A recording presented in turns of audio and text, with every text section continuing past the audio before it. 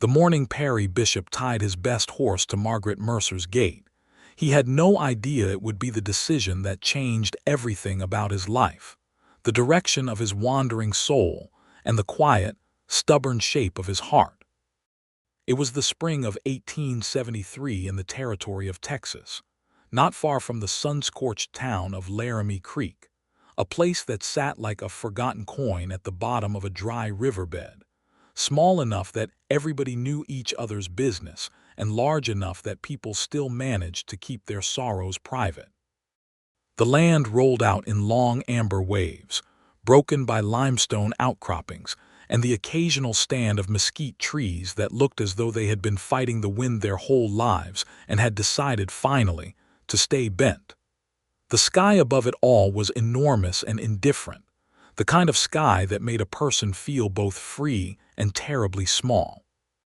Margaret Mercer had come to Laramie Creek 2 years before, when her husband, Thomas Mercer, had answered an advertisement for a land grant and dragged her and their few belongings 600 miles west in a wagon held together with prayers and rusted bolts. Thomas had been a hopeful man, the kind who saw potential where others saw only dust. He had built them a small house on a plot of land near the eastern edge of town, dug a well at the far side of the property, because that was where the water table sat closest to the surface, and planted a kitchen garden along the south wall of the house. He had been proud of that well. He talked about it the way other men talked about horses or cattle. Then, 8 months after they arrived, Thomas had gone down with a fever that the town's one physician could not name and could not stop, and he died on a Tuesday afternoon in October, with the sound of the wind moving through the dry grass outside and Margaret's hand held tight in both of his. She was 24 years old when he died. She had no family within 600 miles, no money beyond what Thomas had saved in a tin box under the floorboards, and no real plan beyond surviving one day and then the next. She kept the house. She kept the garden. She kept the land, because selling it felt like erasing the last solid thing Thomas had ever believed in. She took in mending from other women in town and sold eggs from the 4 hens she kept in a wire pen beside the house. She was not a woman who advertised her difficulties. She walked to town with her chin up and her dress pressed as neatly as an iron and a wood stove would allow. The walk to the well was the part that wore her down. Not the emotional weight of it, though there was plenty of that. The physical reality. Thomas had dug the well at the far southeast corner of their half-acre plot, and the path to it led through a stretch of hard-packed earth that turned to boot-grabbing mud in wet weather and ankle-rolling ruts in dry. She made the walk 3 times a day with a wooden yoke across her shoulders and 2 buckets hanging from it, and in the worst weeks it felt like the walk was slowly grinding her into the ground. Perry Bishop had noticed Margaret Mercer the way a person notices something they are not supposed to look at directly, the way you look at the sun and feel its impression on your eyes long after you have looked away. He was 27, a working cowboy who had drifted into Laramie Creek the previous autumn after a cattle drive-up from the south had ended, and the outfit he had ridden with had scattered like seeds in wind. He had found work at the Halliday Ranch, 3 miles east of town, and he had stayed because the pay was steady, and because the bunkhouse was warm, and because, if he was honest with himself, there was something about Laramie Creek that felt less temporary than the 100 other places he had been. He had first seen Margaret at the Mercantile on a cold November afternoon. She was standing at the counter with a list written on a folded piece of paper, and she was telling the shopkeeper, old Walt Rudd, exactly how much of each item she could afford, down to the penny, with the kind of precise, dignified calm that came from having made that exact calculation many times before. Perry had been standing near the door with a sack of grain over one shoulder, and he had watched her fold the paper back up and tuck it into her coat pocket and lift her parcel and walk out, and something about the particular quality of her composure had lodged itself in his chest like a splinter, small but impossible to ignore. He saw her again in December, and then in January, always at a distance, always moving with that same purposeful quietness. He learned her name from the ranch cook, Dora Halliday, who knew everyone in the county and their histories and their sorrows and their occasional moments of grace. Dora told Perry that Margaret was a widow, that she was managing alone, and that she was too proud to ask for help but not so proud that you couldn't tell she needed some. "Why don't somebody in town step in?" Perry had asked, not quite casually enough to fool Dora. "Some have tried," Dora said, rolling out biscuit dough with the force of someone who had strong opinions about everything. "She thanks them politely and sends them on their way. Margaret Mercer doesn't want charity. She wants to make her own way." Perry thought about that for a long time. It was early April when he first noticed her making the trip to the well from the road. He had been riding past her property on his way back from town, and he had pulled his horse to a stop on the road, because the gate to her property was hanging open at an angle that meant one of the hinges had come loose, and his first instinct was to stop and fix it. But before he could swing down from the saddle, he saw her coming back up the path from the well with the yoke across her shoulders, and the late afternoon light was hitting her just so, turning her dark hair copper at the edges, and her face was set with the expression of someone who has decided not to feel the difficulty of a thing until they are finished with it. He did not get down and fix the gate. He was afraid of embarrassing her. He rode on, and the image of her walking with those buckets stayed with him all the way back to the ranch and through supper and into his sleep. The next morning before dawn, before the other hands were up, Perry rose and saddled his horse, not the working horse he rode on ranch business, but his personal horse, the one he called Cedar, a deep chestnut mare with a black mane and a temperament so gentle and steady that Perry had been offered twice what she was worth more times than he could count. Cedar was the one thing he had in the world that he genuinely treasured. He had raised her from a foal, trained her himself, and the two of them had an understanding that went beyond riding. Cedar was not a horse you tied to someone's gate like a borrowed hammer, but Perry tied her there anyway. He rode out to Margaret's property on the ranch's roan gelding, which he did not particularly love but which would carry him back to the ranch just fine. He tied Cedar to the post of the fence beside the gate, where she would be in the shade of the single elm tree that grew at the corner of the property, and he left a note tucked under the latch of the gate.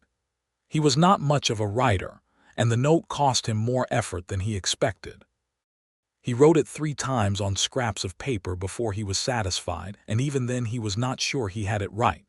The note said, "Miss Mercer, my name is Perry Bishop. I work out at the Halliday Ranch. I noticed the walk to your well is a long one and thought you might use a horse to carry the buckets for you. Cedar is good-tempered and will stand patient. No need to return her. I will collect her this evening if that suits. P. Bishop." He propped the note and rode away before the light fully came up, partly because he did not want to be seen, and partly because he was not entirely sure Margaret Mercer would not come to the gate and throw the note back at him. Margaret found it at 6:30 in the morning when she went to bring in wood for the stove. She read it twice standing in the cold air with the note in both hands, and she looked at the horse, who looked back at her with large, calm eyes as though she had been expecting Margaret and found her satisfactory. Margaret's first instinct was exactly what Dora Halliday might have predicted. She thought about how she would lead the horse back to the Halliday Ranch and return her with polite thanks and a firm decline. She thought about this carefully and seriously while she stroked the mare's soft nose, and the mare blew warm breath against her palm. Then she thought about the mud on the path to the well. Then she thought about her shoulders, which had been aching since January. She used the horse. She tied the buckets to the saddle rings using the rope she kept on a peg by the back door, and Cedar stood with perfect patience while Margaret did this. And then Cedar walked with her to the well and stood while Margaret cranked the handle and filled the buckets, and then Cedar carried them back up the path to the house without a single complaint. It took half the time and a third of the effort. Margaret stood in her yard with her hands on her hips and looked at the horse for a long moment. "You are a very good horse," she said, and Cedar flicked an ear at her as though accepting the compliment graciously. That evening, Perry came to collect Cedar, riding the roan up to the gate just as the last light was going golden over the flat land to the west. He half expected to find a polite letter waiting for him on the fence post. He had braced himself for it. Instead, he found Margaret Mercer herself standing at the gate.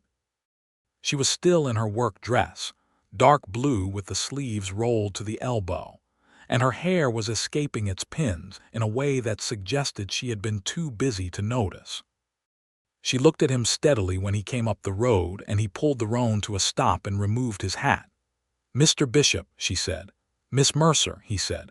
There was a pause in which both of them were aware that they were meeting properly for the first time after months of knowing the other one existed. "That is a remarkable horse," Margaret said. "She is," he agreed.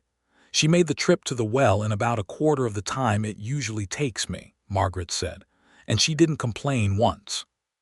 "Cedar doesn't complain," Perry said. "Never has." Another pause. The wind moved through the elm tree. "Why did you do it?" Margaret asked. It was not a hostile question. It was a genuine one, and he could tell she had been thinking about it all day. Perry turned his hat in his hands once and said, "Because it seemed like the useful thing to do, and Cedar needed the exercise." Margaret looked at him for a long moment with eyes that were the color of creek water in shadow, and he could tell she was deciding whether to accept that answer or push through it to the real one. She was clearly a woman who knew when a person was giving her the practical version of a truth instead of the whole truth, and he had the feeling she was deciding to let it stand for now. "Thank you," she said. "I appreciate it." He nodded and reached over the gate to take Cedar's lead rope, and as he did, his hand came close to hers where she had been holding it, close enough that he was aware of it, and he thought maybe she was too, because there was a brief, charged moment where neither of them moved, and then he had the rope and was settling Cedar alongside the roan. "Good evening, Miss Mercer," he said. "Good evening, Mr. Bishop," she said, and he rode back toward the Halliday ranch with the distinct feeling that something had just begun. The next morning Cedar was at the gate again. Margaret found her with a new note. "Cedar doesn't mind the exercise, and the walk is a long one. P. Bishop." Margaret stood in the morning cold and read it and looked at the horse and felt something warm move through her chest that she did not entirely know what to do with. It had been a long time since someone had done something kind for her without making her feel the weight of the kindness. Perry Bishop's notes had a particular tone, matter of fact, plain, not flowery or dramatic, that somehow made the gesture easier to accept. He was not presenting it as charity. He was presenting it as a practical arrangement, as though the two of them had simply arrived at a logical solution to a logistical problem, which was, she supposed, one way to look at it. She used Cedar again. And the morning after that, and the morning after that. It became a rhythm. Cedar would be at the gate before sunrise, and Margaret would unhook the latch and bring the horse into the yard, and they would make the trip to the well together, and in the evenings Perry would come by and collect Cedar on his way back from whatever work had kept him on the road that day. At first their conversations at the gate in the evenings were brief and practical. He asked if Cedar had given her any trouble. She said no. She asked if it inconvenienced him to come by each evening. He said no. But they were both, she could tell, slow people when it came to things that mattered. The kind of people who would rather say nothing than say the wrong thing, and who took a long time warming up to the full temperature of a conversation. After 2 weeks, he stopped only at the gate.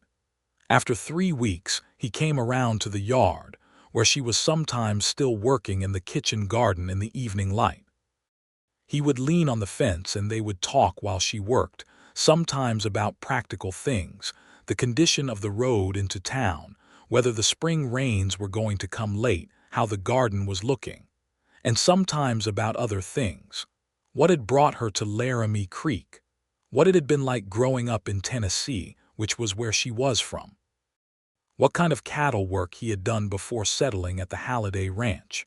She told him about Thomas once, in a measured, careful way, as though she was testing the weight of the story before she put it down in front of someone new. She told him Thomas had been a good man with big plans and a gentle heart, and that the land had been his dream more than hers, but she had grown into it, and now she supposed it was hers. Perry listened without filling the silence with anything unnecessary, and when she was finished he said, "He built a good well, and somehow that was exactly right." She laughed. It was the first time he had heard her laugh, a real laugh, quick and bright and a little surprised at itself, and he filed it away like something valuable. He began to notice details about her the way you notice details about a landscape you keep returning to. She had a habit of tucking a loose strand of hair behind her ear when she was concentrating. She took her coffee with no sugar, and she had strong opinions about the quality of the flour that Walt Rudd stocked at the Mercantile. She was reading a novel she had borrowed from the schoolteacher, Mrs. Alderman, and she was reading it slowly because she only allowed herself a chapter in the evenings, and she wanted it to last. She was fiercely competent with her hands and quietly frustrated when something was beyond her strength or her skill. She had a way of saying, "I see," when she was absorbing information that let you know she was actually absorbing it, not just waiting for you to stop talking. Perry found himself thinking about her at the most inconvenient times, in the middle of mending fences, while eating supper with the other hands. At the precise moment when it was most important to be paying attention to what the cattle were doing. Amos Hatch, the ranch's oldest hand, a leathery man of 50 who had seen everything twice, noticed.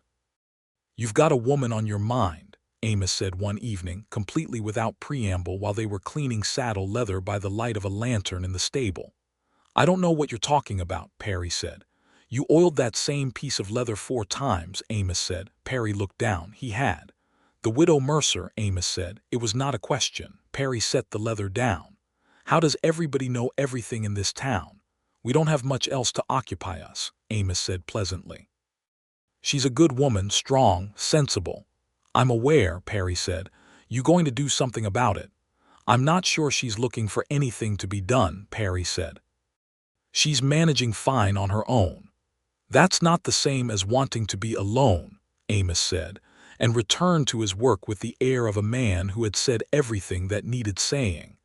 Perry thought about that for a long time after the lantern was out. The moment that shifted things between them, the moment Perry later marked in his mind as the turning point, came on a Thursday afternoon in late May when he rode past her property on the road back to the ranch, and heard, from inside the yard, a sharp sound of metal hitting wood followed by a muffled word that he was fairly sure was not something Margaret Mercer would have said in company. He pulled up at the gate and looked over the fence. She was standing beside the water pump he had not previously noticed on the side of the house, holding a wrench, and the pump was visibly in a bad state, its handle loose and its seal apparently blown, because water was going everywhere except into the bucket she had placed under it. "Miss Mercer," he called, "do you need a hand?" She looked up at him with the expression of someone who is trying to decide whether they need help more than they need their dignity, and dignity lost. "I would appreciate it," she said, with admirable evenness given the fact that she was wet from the elbow down. He tied the roan to the fence and came in and looked at the pump. It was an old one, a pitcher pump with a leather piston seal that had dried out and cracked over the winter, which was a common enough problem that he had dealt with it twice at the ranch. He told her what the problem was, and she told him she had a piece of leather in the house that might do for a patch, and they fixed it together over the course of about 40 minutes, him working with the tools and her handing them over and holding things steady, and eventually working alongside him with a competence that told him she had done mechanical repairs before and was not squeamish about it. At one point, they were both leaning over the pump housing at the same time, and her shoulder was pressed against his, and neither of them moved away, and Perry was very aware of the warmth of her, and the faint smell of lavender that came from her hair, and the way she was concentrating entirely on what her hands were doing with a focused seriousness that he found completely, helplessly attractive. When the pump was fixed and working properly, she pumped a bucketful of clean water and they both washed their hands at the side of the house, and she said, without looking at him, "You seem to make a habit of solving problems you didn't cause." "I wouldn't put it that way," he said. "How would you put it?" He thought about it genuinely, turning the question over. "I suppose I just see something that needs doing and do it," he said. "I was raised that way."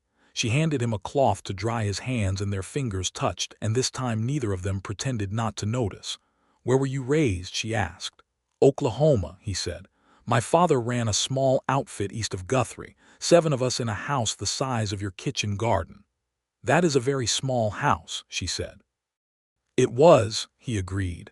"We were very close whether we liked it or not." She smiled, and it was a different smile from the polite one she gave in town. This one had warmth behind it, like a fire that had finally caught. "Would you stay for supper?" she asked, and then immediately looked as though she had surprised herself. "You've been fixing my pump for the better part of an hour. It's the least I can offer." "I don't want to put you to any trouble," he said. "I'm already cooking," she said. "It's no trouble, it's just stew." He stayed for supper.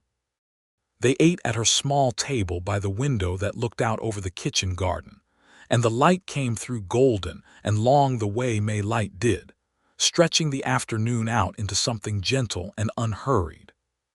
She had a way of feeding a person that was quietly generous, piling the bowl fuller than he expected, setting bread and butter on the table without being asked, refilling his coffee before it was empty.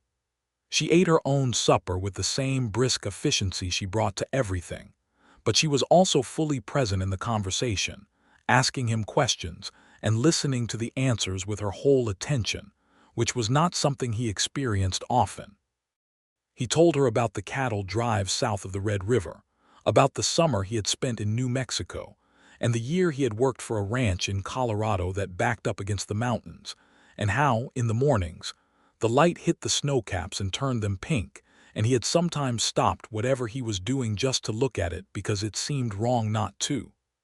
"You sound like someone who has been looking for a place to stay," she said, not unkindly, just observationally. "I suppose I have been," he said, and there was something in the way he looked at her when he said it that was more direct than he intended, and she looked down at her coffee for a moment before looking back up. "Laramie Creek is not much of a place," she said. "It has its qualities," he said. She knew he was not talking entirely about the town, and she did not pretend otherwise, but she also did not follow the thread further that evening. She thanked him for the pump repair and walked him to the gate, and he collected cedar from the fence post where the horse had been standing with the patient composure of a creature who had watched humans be complicated about things for a long time. And he rode back to the Halliday Ranch feeling as though something important had shifted about 3 degrees, and everything was slightly different from how it had been that morning. The cedar arrangement continued. And Perry continued coming in the evenings, and the conversations continued deepening until they were talking about things that mattered, the kind of things people talk about when they have stopped performing and started being themselves with each other.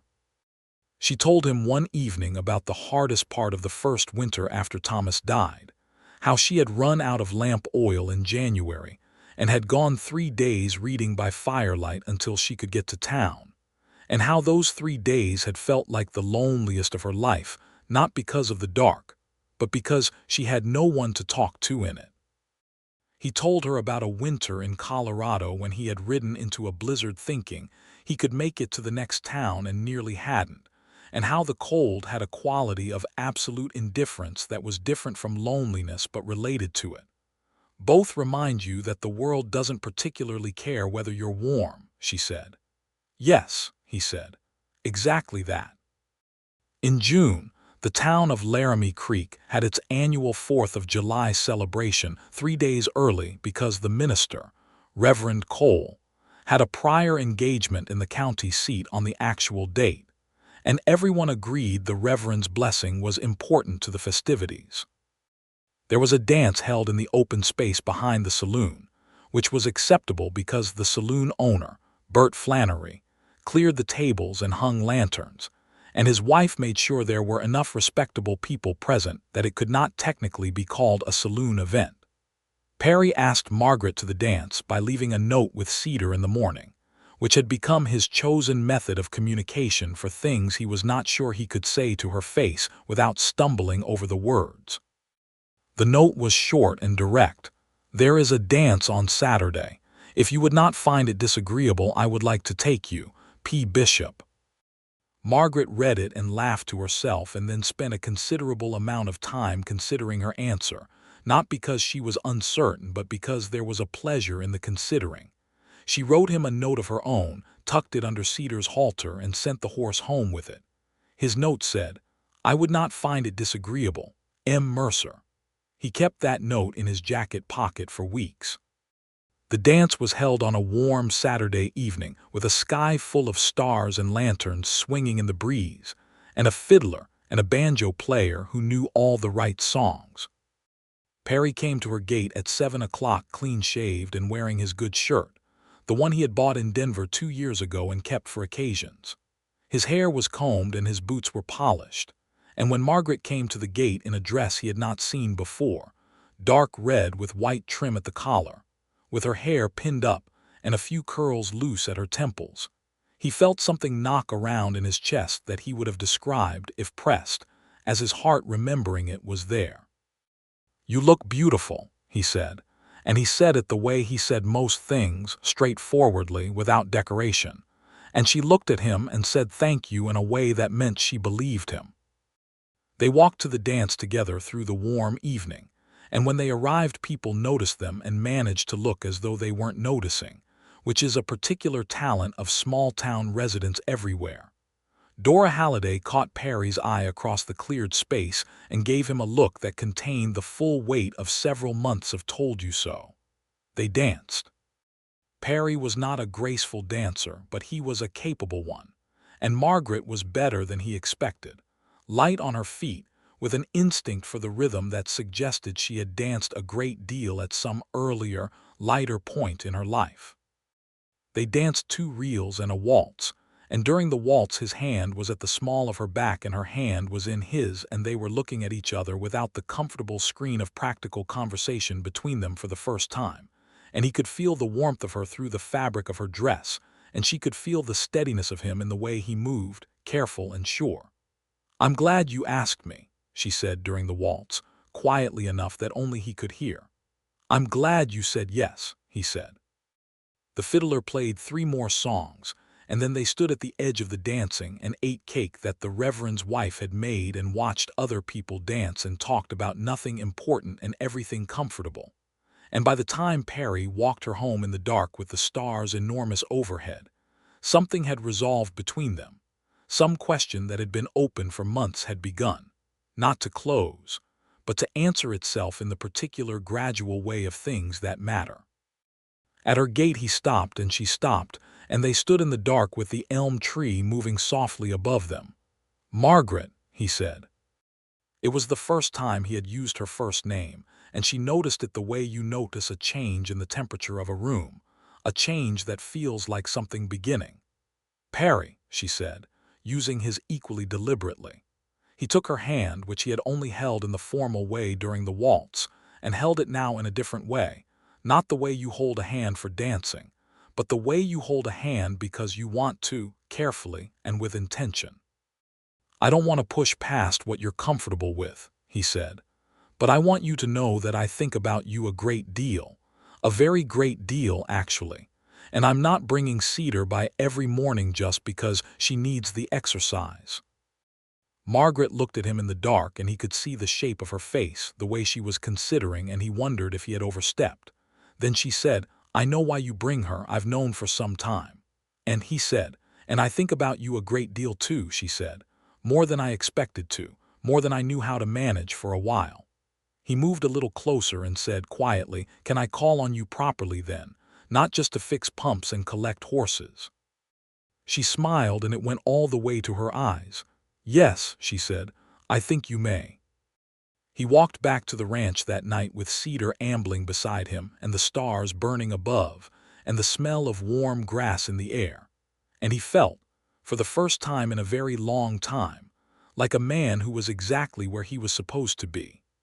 What followed was a courtship conducted at the pace of two careful, honest people who had both been shaped by hard things and were not willing to rush into anything they did not mean.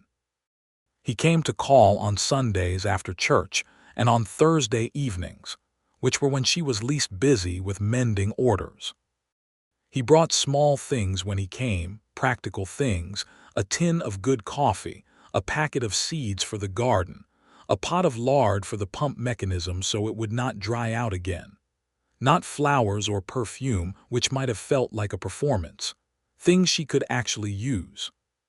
She made him supper on Thursdays, and on Sundays they sometimes walked out across the land east of town, where the ground rose slightly, and you could see the whole territory spread out under the sky.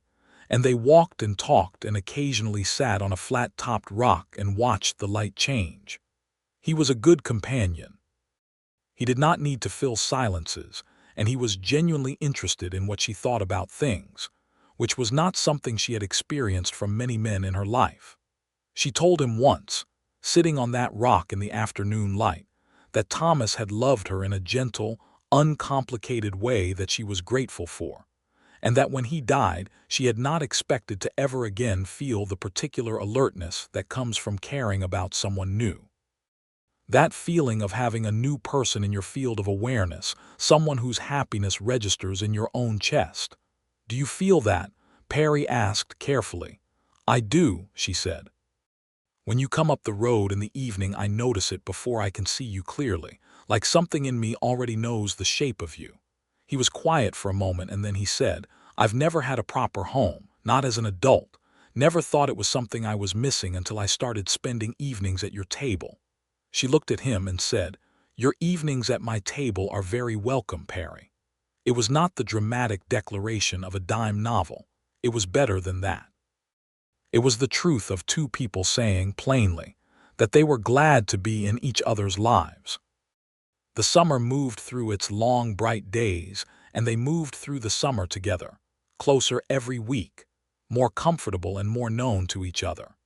He met the challenges her property threw at them as though they were his own concerns, rehanging the gate hinge that had been loose since before he met her, helping her repair the roof of the chicken coop after a summer storm took a section of it.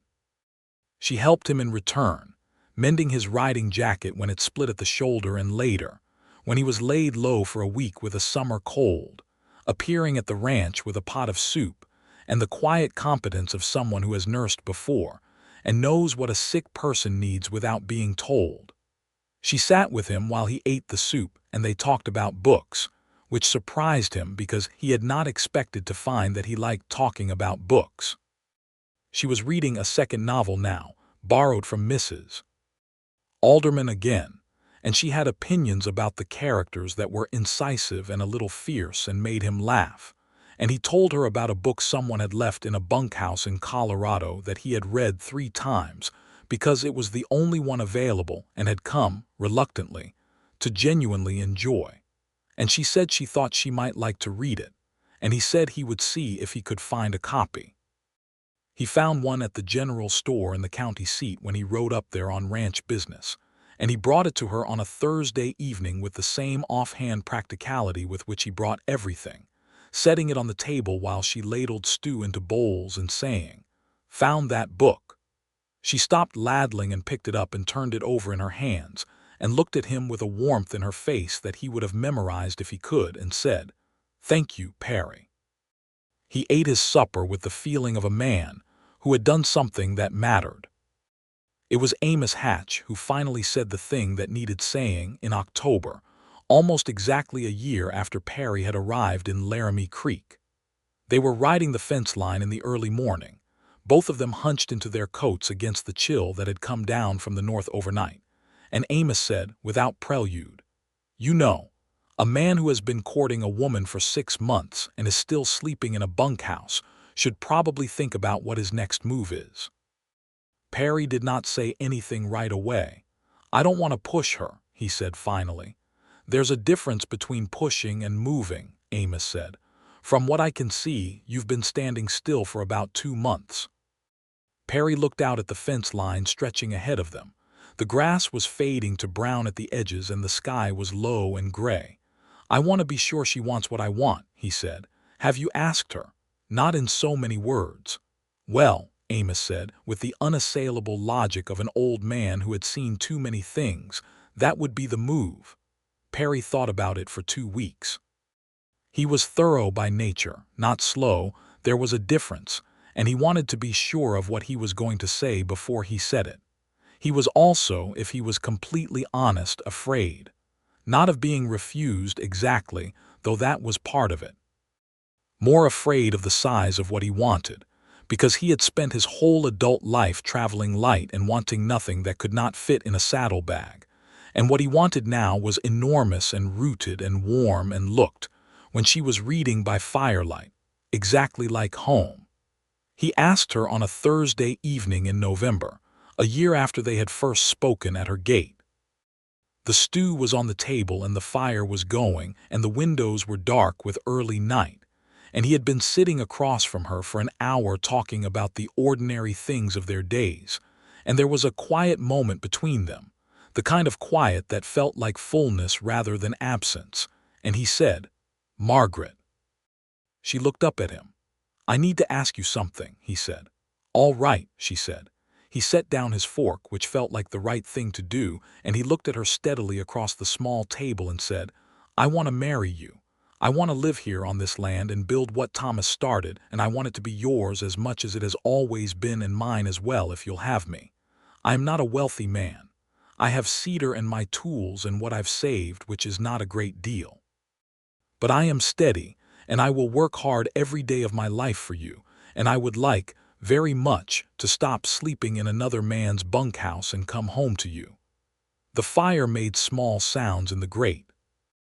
Outside, the wind moved across the grass with its ancient, sighing sound. Margaret looked at him for a long moment with those creekwater eyes, and he held himself very still, the way you hold yourself very still when something important is happening and you do not want to disturb it. Then she said, "I was wondering when you were going to ask me that." "You were," he said. "I've been wondering for about 2 months," she said. "I was starting to think I would have to ask you." A breath went out of him that he had been holding longer than he knew. "And the answer," he said. "Yes," she said simply. "The answer is yes, Perry." He crossed the small distance between them and took her hands in both of his, and she stood up from her chair, and they stood face to face in the firelight for a moment with their hands clasped, and their hearts loud in their own ears. And then he kissed her for the first time, carefully and honestly, the way he did most things, and she kissed him back with a warmth that had been waiting a long time to go somewhere and had finally found where. They were married in December, 6 weeks later, by Reverend Cole in the small white church at the center of Laramie Creek, on a cold, clear day with the sky a bright, hard blue and the ground frozen hard underfoot. Dora Halliday cried, which surprised everyone including Dora. Amos Hatch stood near the back and looked satisfied in a quiet way. Mrs. Alderman brought a cake. Margaret wore her mother's brooch on her collar, a small silver thing she had carried from Tennessee, and Perry wore his good shirt and a coat borrowed from the ranch owner, Mr. Halliday himself, who was several inches shorter than Perry and whose generosity exceeded his tailoring. Margaret thought Perry was the handsomest man in the church regardless of the coat. Perry thought Margaret was the most beautiful thing he had ever looked at, and he had looked at the pink light on snow-capped mountains and the stars over the open plains. They said their vows in steady voices and meant every word, which is not something that can always be said, but could be said of them. Perry moved his things from the ranch to the house on Margaret's land that week. His things were, as advertised, modest. 2 pairs of boots, his tools, his saddle and tack, a rifle he had owned since he was 18, the book he had bought for her in the county seat and which she had read twice and given back to him saying it was better than she expected, and Cedar, who was given the small stable that Thomas had started building and Perry now finished, adding a proper roof and a hay loft, working at it in the evenings and on Sundays until it was solid and good. The winter that year was sharp but bearable, and there was something about bearing it together that made it entirely different from bearing things alone. They had worked out their domestic arrangements with the same good sense they brought to everything, practically, and with genuine respect for each other's habits and opinions. She was an earlier riser than he was by half an hour. He was a better cook than he had let on, and took over breakfast on weekdays and all of Sunday's meals. She managed the accounts and the household budget with the precise competence she had been exercising alone for 2 years, and he deferred to her judgment on all of it while contributing his savings, and after January, his earnings, because Mr. Halliday kept him on part-time for fence and cattle work, which suited everyone. In February, Perry began breaking ground on the east side of the property, where the land opened up, because he had a plan to add a proper vegetable plot that could produce enough for them to sell the surplus at market. He worked it in the late afternoons and on weekends, turning the cold ground with a spade, and working it through with composted material from the kitchen waste pile Margaret had been maintaining since the first year. She came out sometimes in the late afternoon and worked alongside him, the two of them moving through the quiet work with the ease of people who have found their rhythm together. On one of those February afternoons, working in the long cold light, she said without preamble, "I think I may be with child." Perry drove the spade into the ground and stood very still for a moment. Then he turned and looked at her, and the expression on his face was so open and unguarded that she felt it like a hand on her heart. "Are you sure?" he asked. "Not completely," she said, "but fairly." He came to where she was standing and put both hands on her face, gently, the way he handled things he was afraid of damaging, and he looked at her and said, "Are you all right? How do you feel?" "Tired," she said. "A little sick in the mornings, otherwise fine." She studied his face. "You look frightened." "I am," he said honestly, "and glad, both at once." "Good," she said, "because that is exactly what I feel." He pulled her close and held her carefully in the cold afternoon, and she put her arms around him, and they stood in the turned earth with the elm tree bare against the sky, and the moment had a quality that she would remember for the rest of her life, the particular texture of important things happening quietly. Spring came, and with it, the garden, which was now twice the size it had been the year before, and a new section of fence that Perry put in along the northern edge of the property, to separate what would be their kitchen garden from what they were beginning to think of as a small pasture where Cedar could graze without wandering. The baby was due in October, and by late spring Margaret was showing, and the town of Laramie Creek, which had watched the whole of this courtship with the focused attention of people who do not have a great deal else to watch, was warm and pleased about the development in the way small communities can be when things go well for people they have decided to like. Dora Halliday came by with advice, most of it practical and some of it alarming. Mrs. Alderman brought 3 baby gowns she had knitted over the winter. Even old Walt Rudd at the Mercantile said, without context, one afternoon when Perry was buying flour, "You did right by that woman," and went back to his inventory before Perry could respond. The summer was the best Margaret had spent since coming to Texas. Not because nothing went wrong, because things always went wrong in the hard-edged country of the Texas Territory. The season was dry, and they had to nurse the kitchen garden through 2 weeks of brutal heat with careful water management that meant multiple trips to the well, and a good deal of problem-solving about which plants could be saved and which had to be sacrificed. A section of the chicken coop roof failed again, and Perry rebuilt it entirely this time rather than patching. Cedar threw a shoe in July and had to be rested for 2 weeks while the farrier, who came through Laramie Creek every 6 weeks, could shoe her properly. And during that time, the morning trips to the well went back to being made on foot, which both of them managed together, Perry insisting on carrying the yoke himself, and Margaret letting him, which was a greater concession than it sounds. But through all of it, there was the quality that Perry had described that evening on the rock overlooking the territory, the quality of having someone in your field of awareness, someone whose well-being was connected to yours in a way that made difficulty something you moved through together rather than something that moved through you alone. And there was laughter, more than Margaret had expected. Perry had a dry humor that emerged slowly and was all the funnier for it, and she had a quick wit that he admired unreservedly, and they made each other laugh in the ordinary course of their days with a regularity that both of them, separately, sometimes thought was the best thing about being married. In late August, something happened in town that troubled them both, and that touched on the injustices that ran through the territory like veins of hard stone beneath the surface of ordinary life. A family from the south part of the county, the Arrieta family, Mexican ranchers who had held their land for 30 years longer than most of the Anglo settlers, found themselves in a dispute with a newer landowner named Granville, who claimed that a survey error had placed the property line incorrectly, and that a significant portion of the Arrieta's best grazing land belonged to him. Granville was a connected man with money, and the county court sided with him without, in the view of most fair-minded people in Laramie Creek, giving proper weight to the Arrieta's evidence.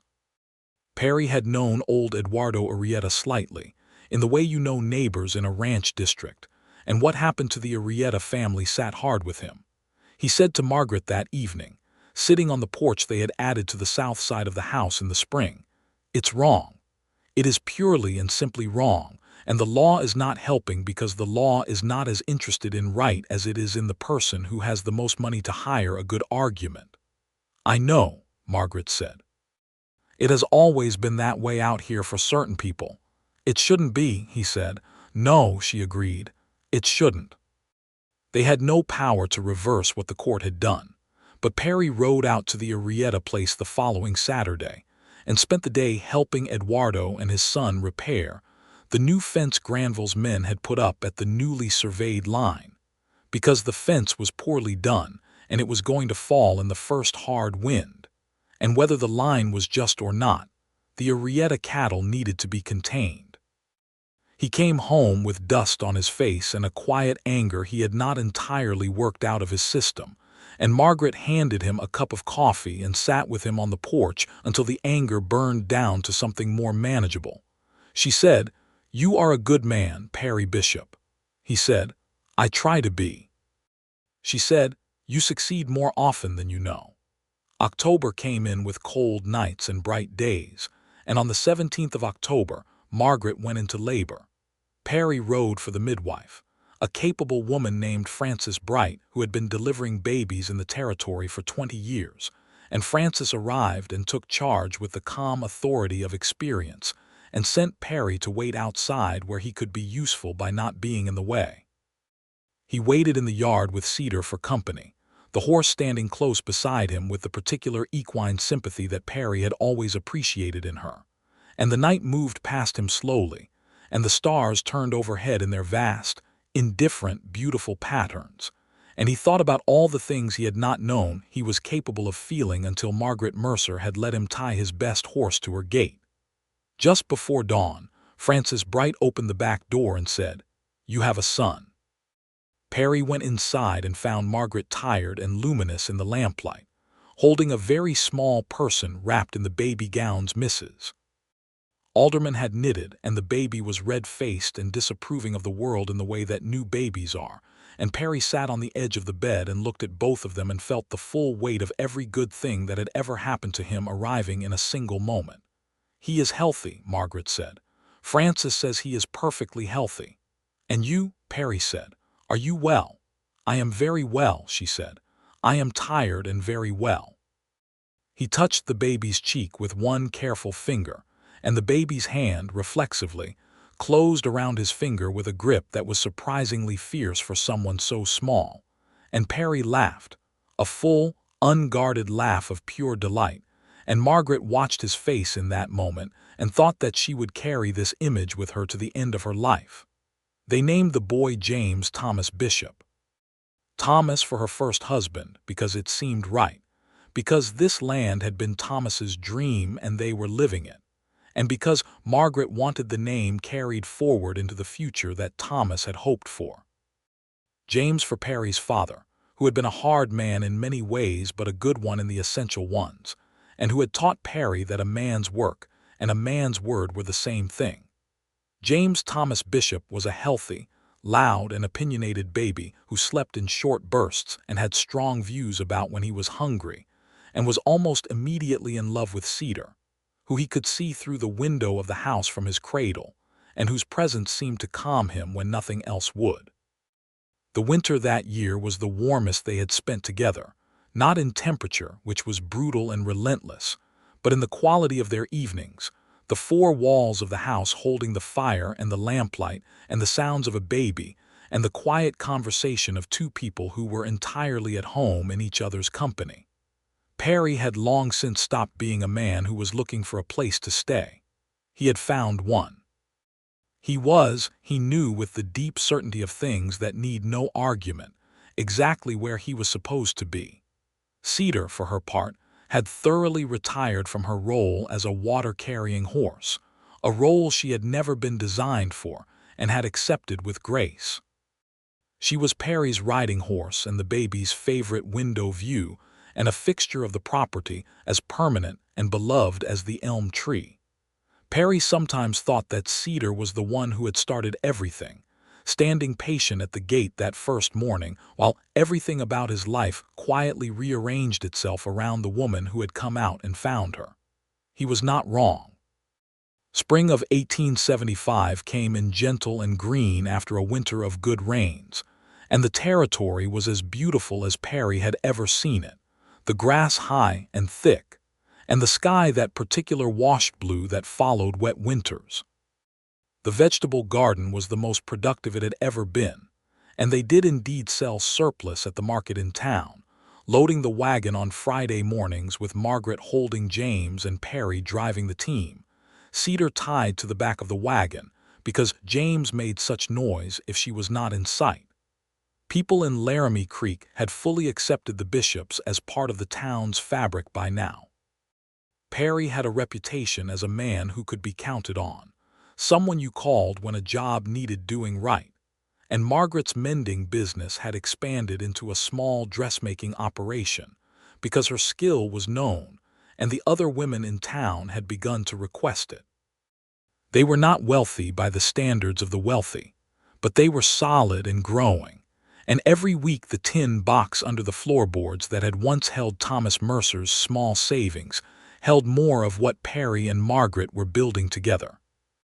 One Sunday afternoon in May, they were sitting on the porch with James between them on the porch boards, the baby sitting upright now and fascinated by every insect that came within arm's reach, and the light was long and golden the way it only was in late May, and Perry was watching James and Margaret was watching Perry, and she said, "Are you happy?" He looked at her. The question deserved the full consideration of a complete answer. "I am the happiest I have ever been," he said. "By a significant distance, are you?" She reached over James's head and put her hand over his. "I am," she said. "I think Thomas would have liked you. I think he would have been glad." It was something she had thought a great deal and had not said before, and Perry received it with the seriousness it deserved. "I hope so," he said. "I think about that sometimes, whether I'm doing right by what he started here." "You are," she said. "More than right." They sat in the long light with the baby between them and Cedar grazing in the small pasture at the edge of the property, and the whole world was contained and complete and good. By the summer of 1875, the Bishop property, as it had come to be known in town, had grown substantially in what it produced and what it represented. Perry had added 20 chickens to Margaret's original 4, and they were now selling eggs to the mercantile on a regular arrangement that Walt Rudd found thoroughly satisfactory. The vegetable garden was supplying 3 other households on a barter basis, vegetables in exchange for help with various tasks, firewood from the Hennessy family, who had a woodlot, and preserved fruit from the Tillman sisters, who had an orchard. The network of small exchanges was Margaret's creation, conducted with the same precise practicality she brought to all her arrangements, and it made them comfortable in a way that pure cash income could not entirely have achieved. Perry had also taken on some work as a horse trainer. because word of Cedar's temperament had spread, and people in the county had begun bringing him difficult horses to work with. He had a talent for it that he had not previously recognized as a talent, because it had always seemed to him simply the natural way to deal with horses: patience, consistency, and respect for the animal's perspective. But apparently this was not how everyone dealt with horses, and what came naturally to him was, it turned out, a genuine skill. James was walking by the time he was 11 months old, which Francis Bright said was early and which surprised no one who knew Perry, because Perry was also not a person who stayed in one place when there was movement available. James walked with a determined, purposeful energy that made everyone who saw him smile, and his first word at 10 months was horse, or a sound recognizable as horse, which he produced while pointing at Cedar through the window, and which both his parents found completely appropriate. Late in 1875, on an October evening almost exactly 2 years after James had been born, Margaret told Perry over supper that they would be doing this again come spring. He looked up from his plate, and the expression on his face was the same as it had been 2 years before, that open, unguarded, simultaneously frightened and glad look that she had come to understand was what Perry Bishop looked like when something overwhelmed his characteristic steadiness. "Spring," he said. "April, I think," she said. "How do you feel?" "Tired," she said, exactly as she had said before, and smiled at him to show him she meant it in the same reassuring way. He reached across the table and took her hand. "We should put up that second bedroom," he said. "I've been thinking about it. The timing is right." "I've been thinking the same thing," she said. "We could start in November," he said. "Get the framing up before the hard weather comes." "That sounds exactly right," she said. They built the second bedroom through November and December, Perry doing the heavy construction with help from Eduardo Arrieta's son, Miguel, who had come to work part-time for the Bishops after the land dispute had taken so much of his family's grazing land and reduced what their operation could carry. Miguel was a skilled builder, much better than Perry, and the bedroom that went up was solid and well-made, with a window on the east side that caught the morning light and a floor that did not creak, which was an improvement over most of the existing house. The working relationship between Perry and Miguel, which had begun out of practical mutual need, grew into a genuine friendship, the kind that forms between men who work alongside each other and find they respect what they see. Margaret liked Miguel straightforwardly. She liked his work and his quiet humor, and the fact that he never condescended to her about anything, which was rarer than it should have been. When Miguel came for dinner, which became a regular Thursday occurrence through the winter, the three of them talked with the ease of people who find each other's company genuinely valuable. In April of 1876, on the 9th of the month, which was a Sunday, and therefore a day of rest that immediately ceased to be one, Margaret gave birth to their second child. Perry made the same urgent ride for Francis Bright and waited again in the yard with Cedar, and this time the wait was shorter, and when Francis opened the door she was smiling in a particular way. "You have a daughter," she said. Perry went inside and found Margaret with a baby girl, smaller than James had been, with a look of serene assessment about her that suggested she was already forming opinions. James was asleep in the next room, having managed to sleep through the entirety of his sister's arrival, which Perry thought showed admirable priorities. They named the girl Rose Eliza Bishop. Eliza for Perry's mother, who had died when he was 16, and whom he had missed every year since with a quiet, steady grief that never entirely went away. And Rose because Margaret had always liked the name, and because the rose bush she had planted along the south wall of the house the previous spring had come in beautifully that April, a coincidence that felt like a sign to both of them. Rose was a calm baby, content in ways that James had never quite managed, content in her cradle, content in arms, content to watch the world with those assessing eyes. She slept longer and ate well, and seemed to find the noise of the household, including James's determined toddler activities, an acceptable backdrop to her own reflections.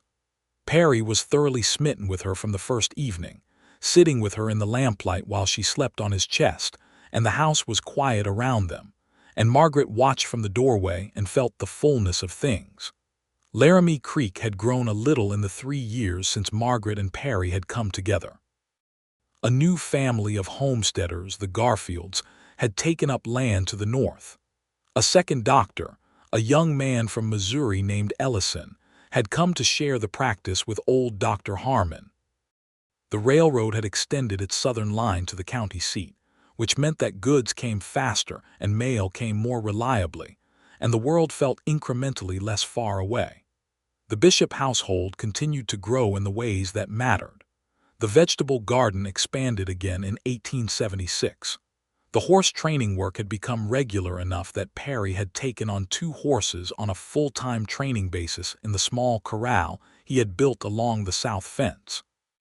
Cedar remained the gold standard of what a well-trained horse looked like, and people who came to see what Perry Bishop could do with their difficult animals always commented on her. The deep chestnut mare standing in the pasture, with the easy confidence of a horse that has always been understood.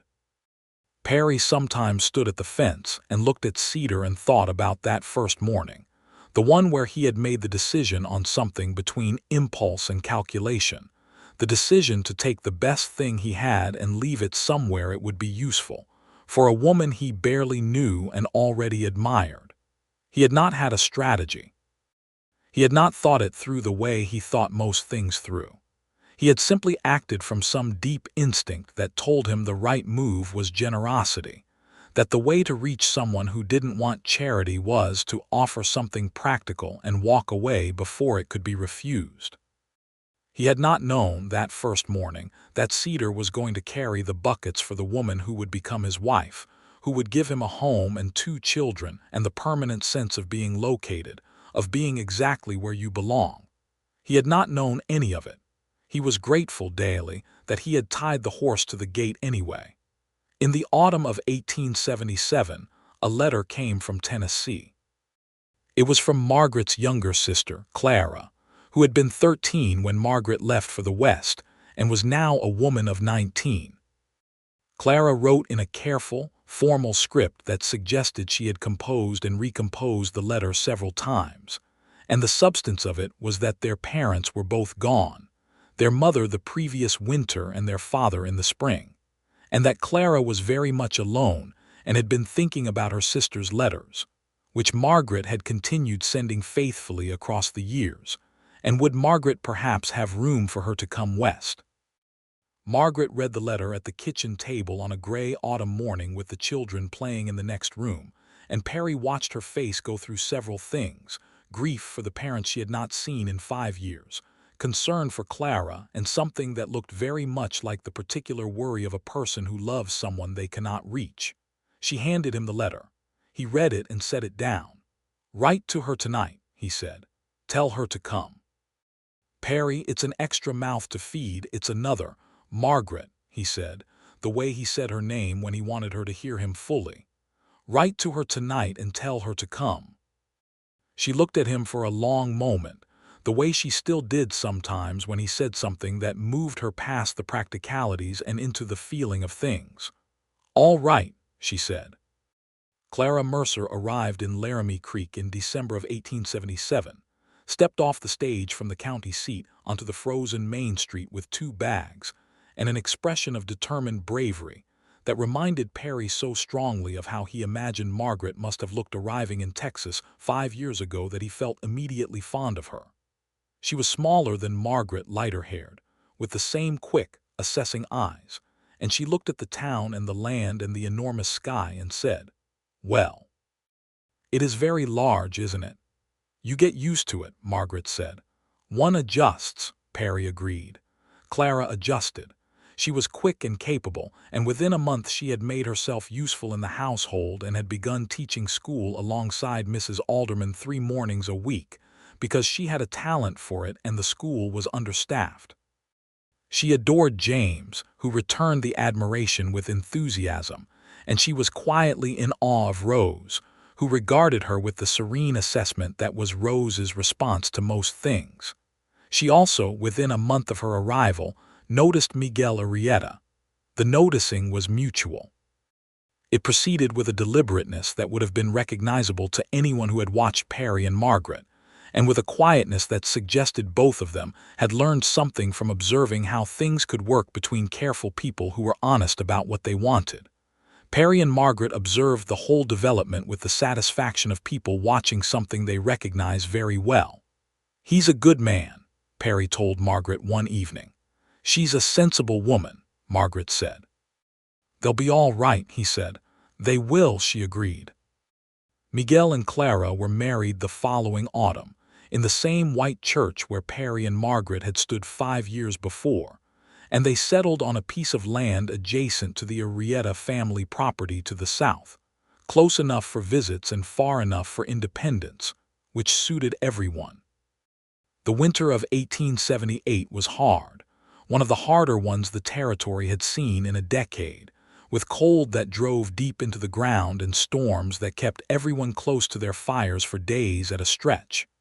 Perry and Margaret weathered it with the accumulated competence of people who have learned together how to weather things.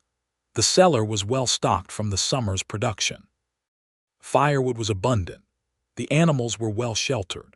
On the worst nights, when the wind was something you could hear thinking about the house from a considerable distance, they sat by the fire with the children and read aloud, taking turns, Perry reading the parts with more action and Margaret reading everything else, and James fell asleep on Perry's shoulder and Rose fell asleep in Margaret's arms, and the storm outside was less relevant than the fire inside.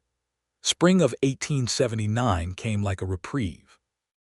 The land greened faster than usual, as though making up for the winter's severity, and the kitchen garden went in with a vigor that promised a fine harvest, and Cedar was in the pasture in the long evenings grazing with the placid contentment of a horse in excellent health at a pleasant stage of life.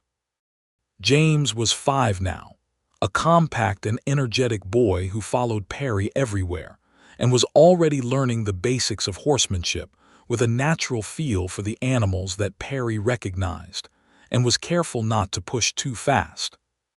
Rose was 3 and had strong opinions about the color of her dresses and the order in which things were done in the morning and approximately everything else, which Margaret found magnificent.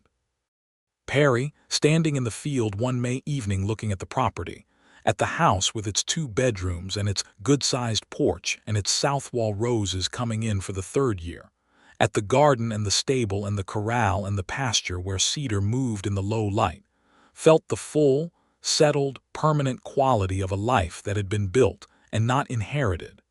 He had come to this town a drifting man. He had come without roots or particular destination, carrying what he could and planning nothing beyond the next season. And somewhere between the decision to tie his best horse to a widow's gate and this exact moment, he had become a man with a home, a wife, 2 children, a sister in the family, a good friend, a piece of land that was genuinely his own, and a horse who was deeply pleased with all of it. Margaret came out of the house and walked across the yard to where he was standing, wiping her hands on her apron, and she stood beside him and looked at what he was looking at. "What are you thinking about?" she said. "Cedar," he said. She laughed. "Truly, started with Cedar," he said. "None of this started without Cedar." Margaret looked at the mare grazing peacefully in the pasture light, the deep chestnut of her coat glowing in the evening gold. "You tied your best horse to my gate," she said. "I have always wondered exactly how you decided to do that." "I didn't decide precisely," Perry said. "I just knew it was the right thing to do." She put her arm through his and leaned into him slightly and said, "It was." They stood together while the evening light moved across the land, while the children's voices came through the open kitchen window, while Cedar raised her head and looked at them with the dark, calm eyes of a horse who had always known, somehow, that this was where she was supposed to be, the same way the man beside her and the woman beside him had always been supposed to find each other, moving across the wide, hard, beautiful country of the Texas Territory, until they arrived at the same gate on the same morning in the spring of 1873. James came running out of the house at a speed that suggested he was escaping something, and behind him came Rose at 3 years old and 3 feet tall, doing her best to keep up. And James ran to Perry, and Rose ran to Margaret, and Perry caught his son and swung him up, and Margaret swept up her daughter. And the four of them were briefly a tangle of arms and voices, and James said, "Papa." Rose took my stick, and Rose said with perfect composure, "It was my stick first." And the argument was ancient and urgent and entirely manageable. And Perry caught Margaret's eye over the top of their son's head, and they were both smiling. The deep, certain smiles of people who are, without question or reservation, home. The years settled into themselves the way good years do, with enough difficulty to keep things real and enough joy to keep things livable and enough love, steady and daily and unperformed, to keep the whole of it together. The Laramie Creek that had watched Perry Bishop ride past Margaret Mercer's gate one April morning and stopped to look at a broken hinge had become, in the years that followed, the place where those two people had made everything they were going to make. And it was enough, and it was good, and Cedar grew old in her pasture with the dignity of a horse who had done something important and knew it. On a morning in the spring of 1880, 7 years after the first morning with the note and the gate and the horse standing patient in the early light, Margaret opened the back door of the house and found Perry already in the yard with Cedar, the old mare leaning her head into his chest, while he rubbed her poll in the way she had always liked. And the morning was pale and blue, and the birds were starting up in the elm tree, and Margaret stood in the doorway and watched them and thought about all of it. Every piece of it, the note under the gate latch, the waltz at the summer dance, the proposal across the small table, Thomas's land becoming their land, James's first word being horse, Rose's decisive opinions about everything, Clara in the schoolroom, Miguel at the fence, Amos Hatch's 4 times oiled piece of leather and his perfectly accurate advice. Perry looked up and saw her in the doorway and smiled, the easy, full smile that she had watched develop over 7 years from something careful and cautious into something unguarded and warm, and she smiled back, and Cedar lifted her head and looked at Margaret with those dark, knowing eyes. "Good morning," he said. "Good morning," she said. Inside the house James was waking up, his voice ascending from sleep into the morning with the particular volume of a 5-year-old who had things to do, and Rose was already answering him with commentary, and the day was beginning the way their days began, with noise and warmth and the smell of the wood stove, and the light coming in at the east window of the new bedroom, the one Miguel had helped build with the floor that didn't creak. Perry came to the porch and Margaret handed him his coffee, and they stood together for a moment in the morning before the children came out and the day took hold of everything, just the two of them and Cedar in the pale light, and the land stretching out to the horizon under the vast, indifferent, gorgeous Texas sky. It was, as it had always been, exactly enough. It was, as Perry Bishop would have told anyone who asked, and as Margaret Mercer Bishop would have confirmed with that quick, warm smile that had once surprised itself, more than he had known to hope for, and all of it had started on a spring morning when he had taken the best thing he had and tied it to a gate for a woman who needed it, without expectation, without strategy, with nothing more complicated than a practical heart and a willingness to act on what it told him. Cedar blew warm breath into the morning air and looked at both of them with the profound, equine satisfaction of a horse who had always been right about everything. She had been right about this most of all.